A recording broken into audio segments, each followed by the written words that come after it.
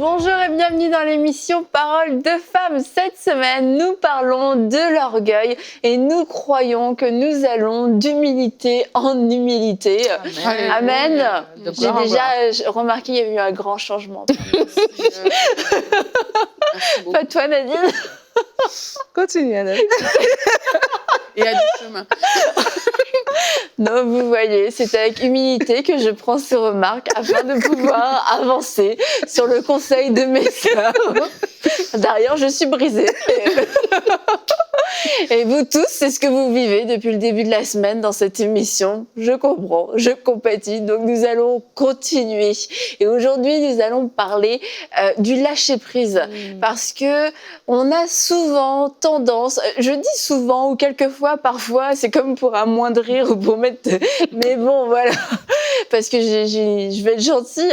Mais on a tendance à vouloir faire les choses par nous-mêmes, surtout quand ça fonctionne pas, quand on a l'impression que Dieu n'avance pas à la bonne vitesse, quand les gens n'ont pas l'air de comprendre les promesses, l'appel qui est sur notre vie, qu'ils n'ont pas l'air de vouloir nous aider, y répondre. On peut prendre les choses en main et finalement, on tombe dans cette forme d'orgueil qui dit « je peux mieux faire que Dieu, je connais mieux le temps de Dieu que lui-même, donc je vais devancer les choses, je vais pousser les choses » et ça nous fait tomber dans un tas de complications, que ce soit de l'épuisement, que ce soit des erreurs, des détours aussi sur le chemin de notre destinée.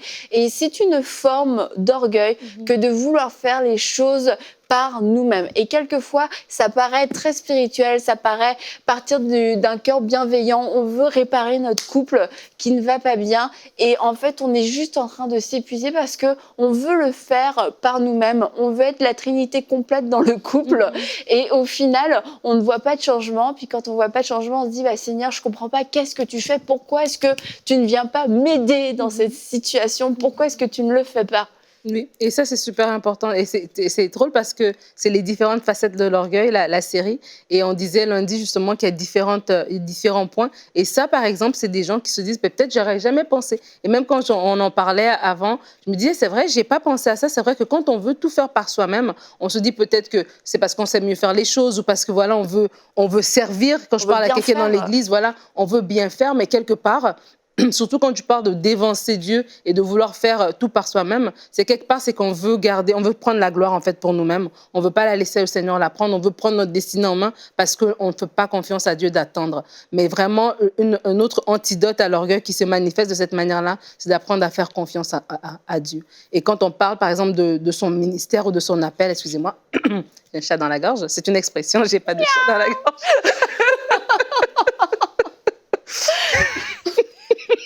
On rigole hein, sur le plateau de Paroles de femmes quand même. Tu vois, quand on veut divorcer notre destinée. Mais Aurélie, vas-y. Donc, moi, je vais prendre... là, tu parles de la confiance à Dieu. Et en fait, il y a une façon de réfléchir. On réfléchit soit sur la base de nos efforts, soit sur la base de la croix.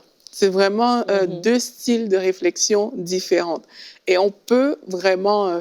on a le choix, en fait. On a vraiment le choix de, OK, là, par rapport à cette situation de couple dont Annabelle, tu parles, par exemple, je vais le faire avec mes propres efforts ou je vais le faire avec la croix. Mais la Bible nous dit dans, je pense que c'est Jacques 4, que Dieu fait grâce aux humbles. Il résiste aux orgueils et puis il fait grâce aux humbles. Fait grâce aux humbles, ça signifie que quand tu décides d'avoir confiance à Dieu, tu décides de dépendre entièrement de Dieu. Et il y a une grâce qui vient sur toi qui te permet de ne plus porter les choses par toi-même. Il y a une grâce, vraiment, il y a une signature qui vient qui fait que là où, avant, ce couple-là, c'était difficile, etc., la grâce de Dieu vient sur toi. L'œuvre de la croix commence à parler sur toi. Parce que tu as décidé d'être humble et de reconnaître que mais par toi-même, en fait, tu n'y arriveras pas. Mais par la grâce de Dieu, ben, tu pourras le faire. Donc, vraiment, c'est un choix à faire.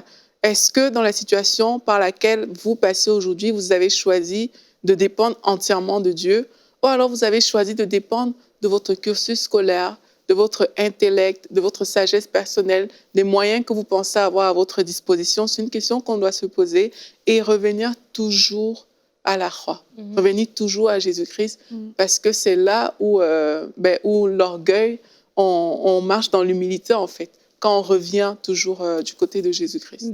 Et la Bible dit dans Proverbe 29 au verset 23, l'orgueil d'un homme le conduira à l'humiliation, mais celui qui est humble d'esprit obtiendra la gloire. Et quand je pense même à ce qu'on parle, que ce soit par rapport au couple ou bien par rapport au ministère, etc., c'est qu'en fait, lorsqu'on apprend à faire confiance à Dieu, c'est qu'on se met aussi dans cette position. On a dit que quand on est orgueilleux, c'est qu'on ferme même nos oreilles à écouter la voix de Dieu, à écouter son instruction parce qu'on pense qu'on sait mieux. Et alors que quand on a cette disposition de cœur, c'est qu'on est, en ce moment-là, on est même malléable. C'est à ce moment-là que Dieu nous parle, Dieu nous donne des conseils, Dieu nous donne une direction, que si je pensais que par moi-même, j'allais tout faire, alors j'allais peut-être pas penser que peut-être que Dieu me donne la direction de prendre le temps avec mon mari, de m'asseoir et de l'écouter, ou d'arriver plus tôt à la maison. Je dirais, ben non, je vais comme...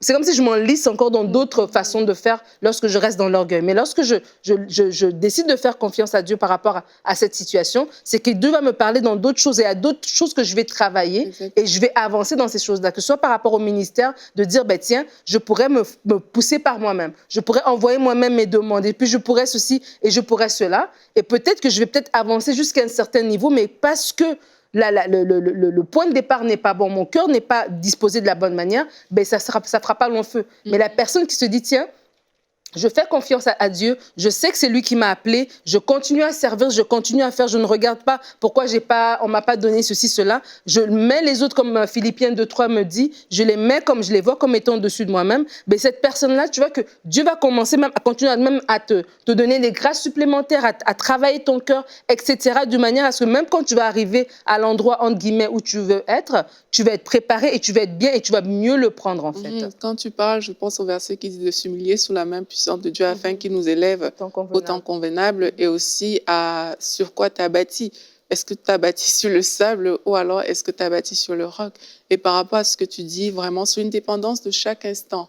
C'est pas une dépendance où, OK, Seigneur, voici le problème, et puis bye bye, demain tu reprends ton problème, ou bien tu refais tes choses comme tu le penses, comme tu l'entends. C'est vraiment une dépendance de chaque instant.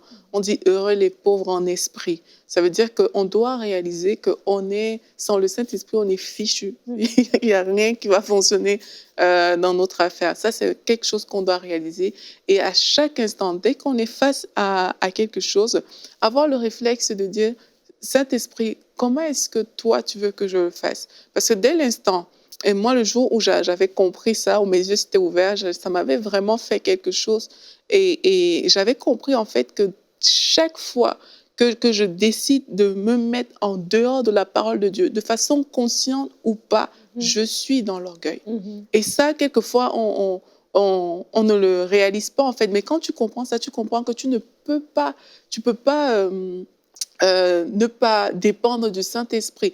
Et même quand j'ai médité encore, je me rappelle à cette époque-là, quand j'avais eu cette compréhension par rapport aux armes spirituelles, on te dit la parole de Dieu, mais j'ai réalisé en fait que le combat dans lequel on est souvent, c'est que l'ennemi va toujours vouloir te pousser à être orgueilleux. Pourquoi? Parce que l'ennemi va vouloir te pousser à sortir du cadre de la parole de Dieu pour être à sa merci, en fait. C'est même pour ça, je crois que dans Jacques 4, on dit résister au diable. Juste après avoir parlé de l'humilité et tout, on dit résister au diable et il fuira loin de vous, en fait. C'est parce que pour lui résister, il va falloir que tu fasses preuve d'humilité. Et ça, là, c'est comme non négociable. Il faut qu'on réalise qu'à chaque instant, je suis dépendante du Saint-Esprit. Je ne peux pas me lancer dans cette bataille sans le Saint-Esprit. Je ne peux pas me lancer dans la résolution de ce problème sans le Saint-Esprit. C'est par lui que ça va se faire. Et alors que je suis en train de me mettre sous la disposition du Saint-Esprit, mais l'orgueil est en train de fuir. L'orgueil est en train de lâcher. Et dans Jacques, on lit aussi, vous demandez, mais vous ne recevez pas parce que vous demandez mal. Et si on n'invite pas le Saint-Esprit dans nos situations, on va continuer de demander, de ne pas recevoir. Pourquoi? Parce qu'on demande mal. On en revient un petit peu à notre émission d'hier sur le fait de garder cette soif et d'être enseignable. C'est peut-être que je demande les mauvaises choses, peut-être que je me place du mauvais angle dans cette situation. Et pourtant, ton cœur veut vraiment que la situation puisse se régler. C'est juste que tu n'as pas demandé à Dieu où te positionner et comment demander, comment prier en fait. Et puis on se retrouve constamment dans une impasse où on s'épuise, où on est fatigué et on se dit, ça finit souvent soit par du découragement, soit par de l'amertume contre Dieu. Et c'est juste parce qu'on est en train de se débattre par nos propres forces. Alors vraiment, je vais vous inviter, on va prier maintenant pour que vous puissiez demander au Seigneur de vous parler. Seigneur, on te remet toutes ces situations, toutes ces choses qui semblaient impossibles, ces choses où il n'y avait pas de solution depuis tant et tant d'années. Et nous voulons, avec ces personnes qui nous suivent aujourd'hui, nous mettre en accord avec elles et demander, Seigneur, parle-nous. Dis-nous où nous positionner, où suis-je dans l'histoire, quelle est ma place dans cette histoire, quel est mon rôle dans cette histoire. Je prie que tu puisses me parler. J'abandonne tout ce que je pensais être vrai, tout ce que je pensais être bon, même dans cette situation, et je veux que tu viennes me parler d'une manière fraîche, sans mes préjugés, sans mes idées préconçues. Seigneur, viens me parler, viens déposer en moi ta pensée. Je reçois cette pensée. Et avec humilité, je te dis que peut-être je me suis trompée, mais je veux entendre ta voix. Je veux que tu puisses me parler. Je veux te demander la bonne chose de la bonne façon, afin de te voir intervenir avec puissance, afin de te voir intervenir dans toute ta puissance dans cette situation qui était jusqu'ici impossible. Et j'accepte d'entendre ta parole. J'accepte de me soumettre à ta parole et j'accepte de faire ce que tu vas me demander de faire dans cette histoire. Amen. Amen. Amen. Vraiment, le fait d'avoir cette attitude d'humilité, c'est Dieu va pouvoir nous déplacer. Et il y a des histoires qui s'écrivent mal parce que on n'est juste pas bien positionné et que on voit le combat d'une mauvaise perspective et du coup, tout est bloqué. Mais je crois qu'à partir d'aujourd'hui, le Seigneur va vous donner une instruction claire qui va changer votre positionnement et vous allez être efficace dans cette bataille, dans ce combat. Amen. J'ai envie de dire aux personnes aujourd'hui que, je crois que j'ai dit ça dans la semaine, il faut déclarer la guerre à l'orgueil. C'est pas quelque chose qu'il faut jouer avec parce que c'est vraiment quelque chose de tous les jours. Il faut déclarer la guerre à l'orgueil et affirmer votre dépendance au Saint-Esprit. Oui. Et il faut le faire devant chaque chose. C'est de dire, je dépends du Saint-Esprit dans cette situation. Je ne dépendrai pas de moi, je ne dépendrai pas de mon voisin, de X ou de Y. Je dépends du Saint-Esprit. Et chaque fois que une question va vouloir se poser ou un apport par rapport à cette situation par laquelle vous passez va vouloir se poser, assurez-vous encore que même là, vous dépendez du Saint-Esprit. Assurez-vous que par rapport à tous les aspects dans lesquels vous êtes, le Saint-Esprit est en charge de ce qui est en train de se passer. Et c'est comme ça qu'on déclare la guerre à l'orgueil. Et ça commence dès le matin, j'ai envie de le dire. Dès l'instant où tu te réveilles, sache que dans ta journée, tu seras exposé à différentes sortes de choses qui vont vouloir te faire manifester l'orgueil, qui vont vouloir te faire dire, Saint-Esprit, je n'ai pas besoin de toi, je peux gérer moi-même. Donc déjà, dès le matin, on doit apprendre à dépendre de Dieu. Seigneur, je te remets cette journée. Je veux que tu prennes le contrôle de cette journée. Je veux que mon corps te serve exclusivement. Je veux faire ce que toi, tu veux que je fasse aujourd'hui. Je veux dépendre de toi en toutes choses. Et dès qu'on évolue comme ça en journée aussi et que les situations arrivent, prenons le réflexe d'inviter le Saint-Esprit pour toujours être dépendant du Saint-Esprit. Vraiment, ça nous garde. C'est ça qui fait que devant même des situations, tu peux lâcher prise. Parce que la situation peut être grande, mais le Saint-Esprit est là. La situation peut... il y a des choses que tu as portées, tu as porté plein de fardeaux, etc. Mais le Saint-Esprit est là. Et quand le Saint-Esprit est là, on peut se décharger, on peut parler, on peut déposer facilement nos fardeaux à ses pieds si et seulement si on accepte de dépendre entièrement de l'Esprit de Dieu. Et lâcher prise, c'est aussi être... Des fois, je crois qu'il y a beaucoup de personnes, on est plus... on accueille les autres personnes, on accueille leurs manquements plus facilement, on est plus dur avec nous-mêmes, en fait.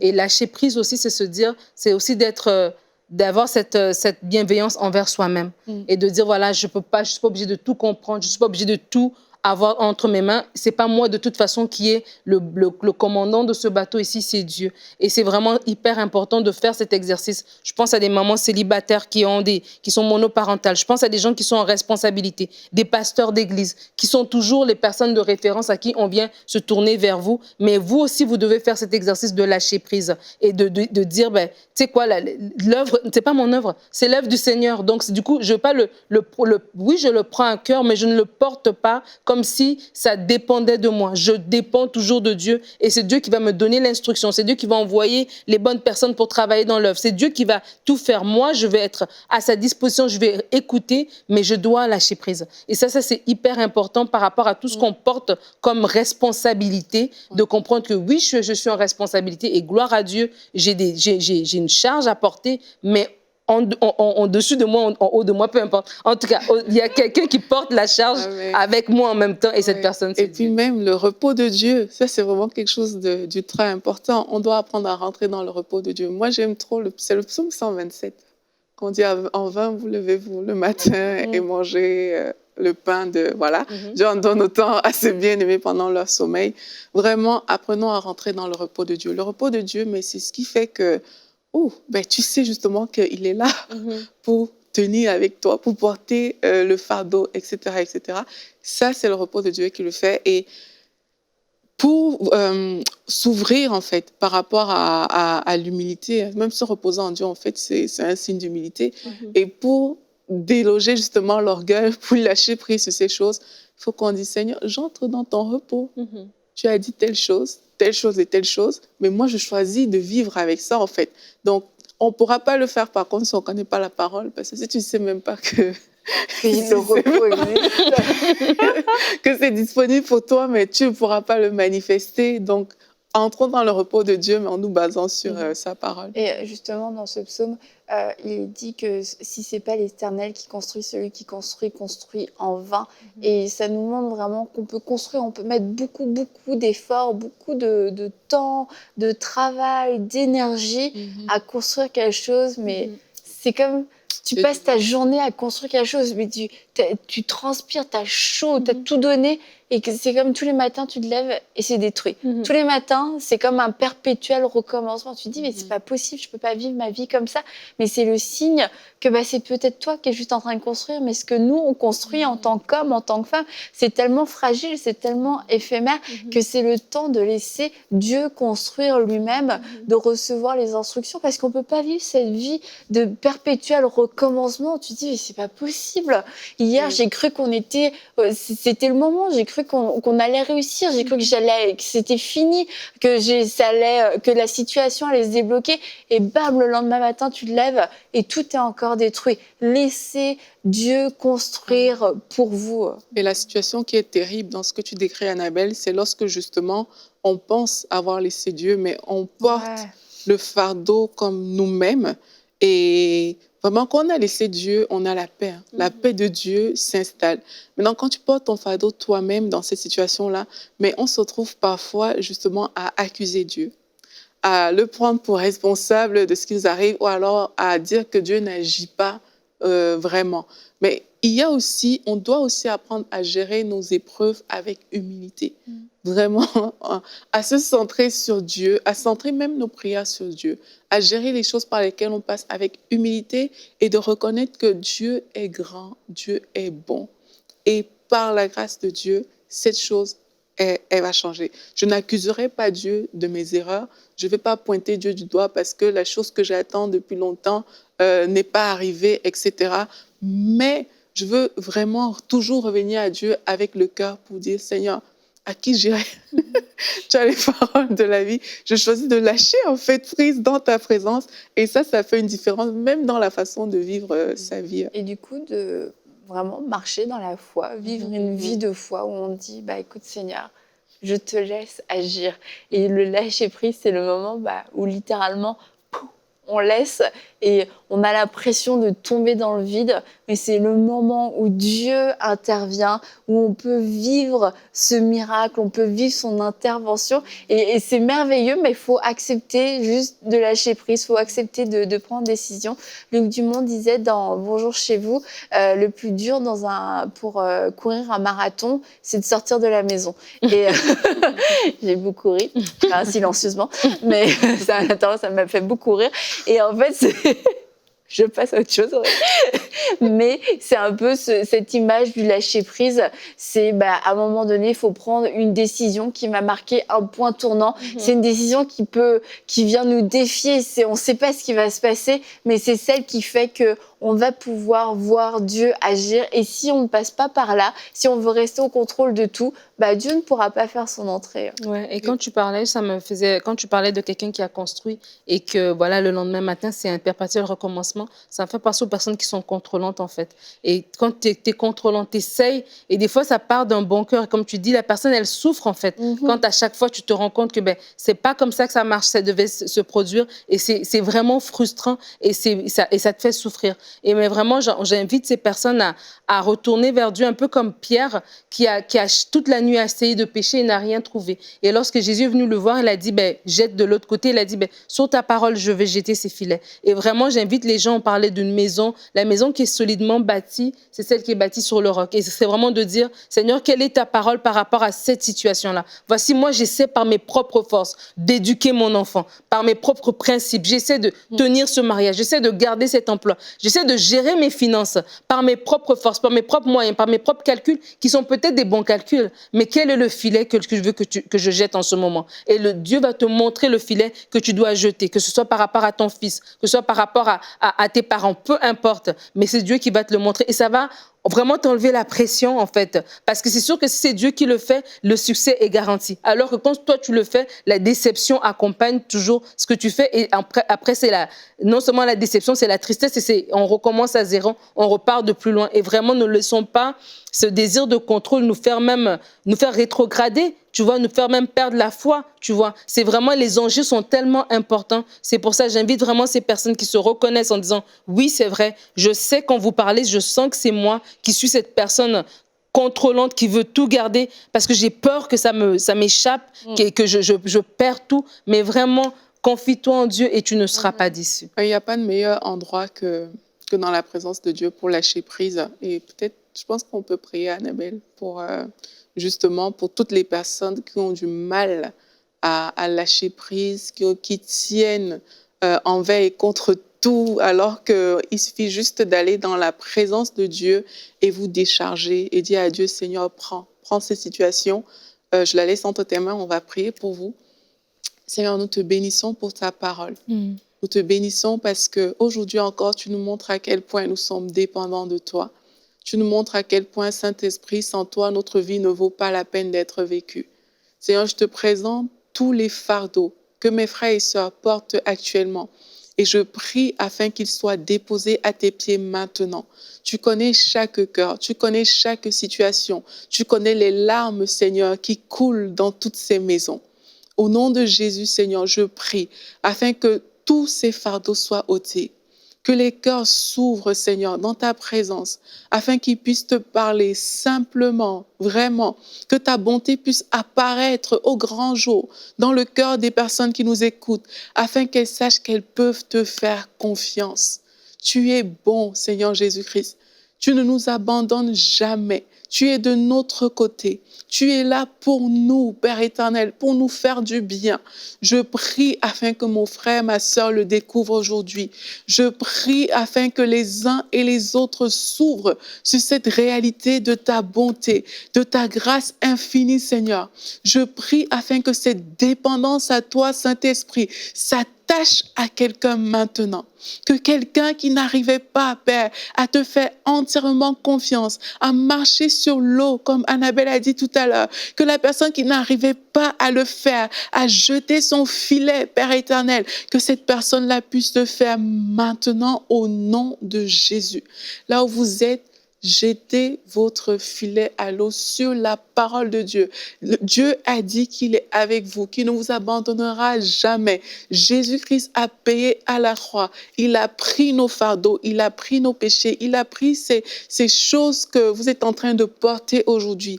Autorisez-vous à lâcher prise aujourd'hui. Et vraiment, moi, je crois que le Seigneur va faire un travail, et il est déjà en train de le faire, un travail extraordinaire dans votre vie. Amen.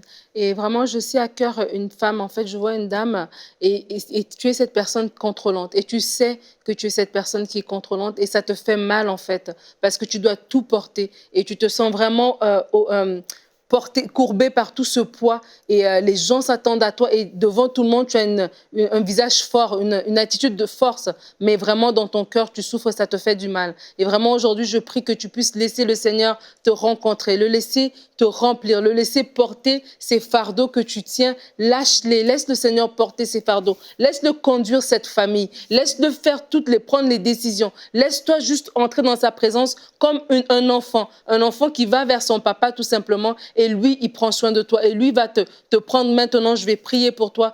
Saint-Esprit, merci. Merci pour cette personne. Merci pour cette fille qui est ta fille. Merci parce que tu enlèves le poids qu'elle a porté depuis tant d'années, le poids de tout contrôler, le poids de tout garder parce qu'elle a peur que ça s'échappe entre ses mains, parce qu'elle a peur que ça se perde encore une fois. Merci Seigneur parce que tu la rencontres maintenant. Merci parce que tu la guéris des erreurs du passé, des blessures passées. Merci parce que tu fermes les portes qui ont été ouvertes par l'ennemi dans sa vie et tu la donnes de te faire confiance, de se reposer entièrement en toi. Tu es digne de confiance, tu es digne de louange, tu es glorieux Seigneur. Merci parce qu'elle reçoit cette révélation que tu n'es pas un Dieu qui est lointain, mais tu es un Dieu qui s'est fait proche. Tu es un Dieu qui est prêt et qui est prêt à nous prendre dans ses bras. Merci parce que tu la fortifies maintenant, tu la rencontres, tu lui donnes ta paix, tu lui donnes ta joie, tu l'entoures de tes bras d'amour. Merci pour ton amour qui se déverse dans son cœur maintenant. Elle est remplie de toi, elle est remplie de ta joie, elle est remplie de ta paix, elle est remplie de l'assurance que tu marches devant elle et tu prends soin d'elle. Sois béni Seigneur Dieu. Amen. Alléluia. Alléluia. Amen.